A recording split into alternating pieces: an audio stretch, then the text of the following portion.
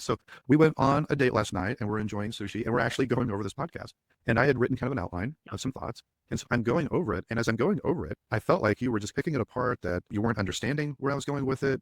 We went through like the first 10 lines and each one was just scrutinized and no, that's not going to work, or that can be improved with this or this and that. And it started tapping into the shame core wound of both incompetence and insignificance. She thinks this isn't good enough. She thinks I can't do any right. She thinks she can do it better than me.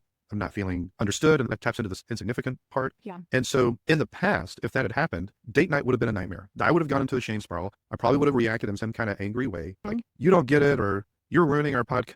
But instead, I practiced what I tried to teach the guys to do. And that is, when you experience the 3 I's, go to the 4 R's. And so I actually did this last night in the moment. And when you practice this enough, you can get really quick, very briefly, the 4 R's. First R, when you realize you're going into a shame, that one of the 3 I's have been touched. The first R is to recognize, okay, this is shame.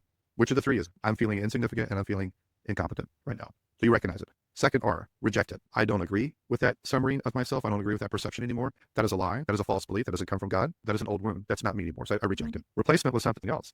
The truth is this: Jacqueline's just trying to have a great podcast. She has some wonderful ideas. Some of these concepts that I'm sharing don't make sense to her. She has no ill will towards me. She's not calling me stupid. That's self-talk. She's not saying I'm not good enough. That's self-talk. So I replace it with an alternative thought. And then the fourth R is, what does the relationship need right now? What does the attachment need? And what I needed in that moment, and it was a valid need, I needed a corrective experience for the insignificance and the incompetence that I'm feeling. I need someone to help me feel understood, to help me feel good enough, to help me feel adequate, and validate my ideas. That's what I needed. You can't always go to your partner for that. And in the early days of recovery, you shouldn't. We post daily, so subscribe now for more recovery tips.